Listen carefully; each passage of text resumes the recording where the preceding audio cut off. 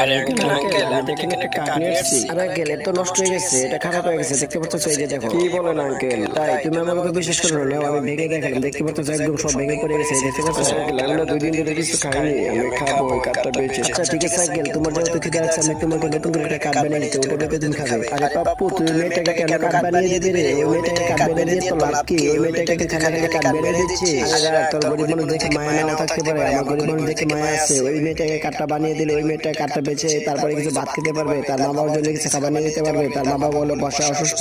বুঝতে পারছি গরিব মানুষের জন্য তোর অনেক মায়া। তুই শোন, তোর মায়া না থাকতে পারে, আমার গরিব মানুষের জন্য অনেক মায়া। এই জন্য এই মেয়েটাকে আমি কার্ডটা বানিয়ে দেবো, ওই মেয়েটা কার্ডটা বেচে খেয়ে আমার জন্য দোয়া করবে, আমার মা বাবার জন্য দোয়া করবে। বুঝতে পারছি, তুই জিনিস দিয়ে মানুষের কাছ থেকে দোয়া কিনবি। আচ্ছা ঠিক আছে, দোয়া কিন আর সুন্দর করে কার্ডটা বানিয়ে দে মেয়েটাকে। আমি বুঝতে পারছি তুই অনেকক্ষণ পরে কথাগুলো বুঝতে পারছিস, তার জন্য অনেক ভালো। আমি এখন মেয়েটাকে কার্ডটা বানিয়ে দেবো। দেখ, আরে ভাই বুঝতে পারছি তুই এত চাপা না মেরে কার্ডটা বানিয়ে